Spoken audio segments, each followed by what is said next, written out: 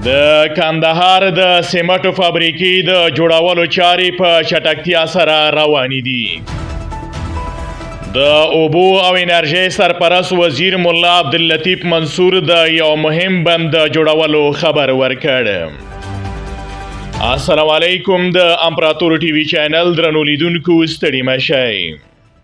د کندهار د سمنټو فابریکې د جوړولو چارې په چټکتیا سره روانې دي. د کندهار ولایت د شوراندام د سمنټو فابریکې جوړولو چارې په 1500 جریبه ځمکه کې د 100 میلیونه ډالرو په شاوخوا کې چې څه موده وړاندې د قانونونو او پټرولیم وزارت له یو خصوصي شرکت سره تړون لاسلیک کړی و په چټکتیا سره روانې دي. د یادې فابریکې په لومړۍ مرحله کې به د تولید ظرفیت په ورځني ډول 1500 ټنه او په راتلونکو کلونو کې به 15000 ټنو ته ورسیږي او له 50,000 زیاتو کسانو ته پکې کاري زمینه برابر شي او همداراز به د عوایدو په لوړوالي د کاري زمینې برابرولو د ملي اقتصاد د پیاوړتیا او له بهرنیو هیوادونو څخه د سمنټو د وارداتو په کموالي کې مؤثر تمام شي. د یادونې وړ ده چې د کانونو او پټرولیم وزارت د جبل سراج او هرات سمنټو پروژې هم قرارداد ته وسپاري چې اوس مهال د اکتشاف په مرحله کې دي. په یو بل لنډ او مهم خبر کې اوري چې د لوګر ولایت د خروار بند د پروژې د لومړۍ لاټ لومړي برخې بیا رغونه او جوړونه د 1.5 میلیون افغانیو په ارزښت پیل شوه.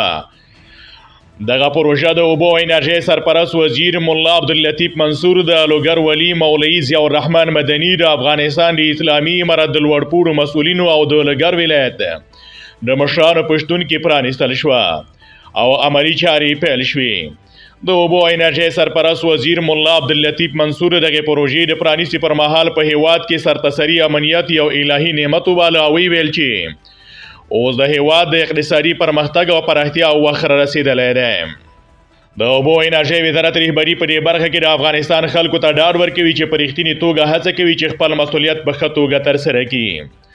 ورته مهال د لوګر ولی شیخ ضیاء الرحمن مدني د خروار بند د پرانیستي پر مهال ویل چې د اسلامي امارت مسؤلین د افغانستان خلکو ته د رښتینو خدمتونو وړاندې کولو ته ژمن دي او په دې برخه کې به شپه او ورځ هڅې وکړي.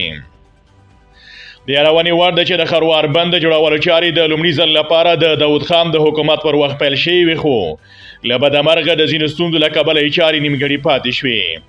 اوس له نیکه مرغه د اوبو او انرژۍ وزارت د رهبري مقام د هڅو او د افغانستان د اسلامي امارت په ملاتړ دغه بند د بیا رغونې او جوړولو چارې بیا پیل شوې.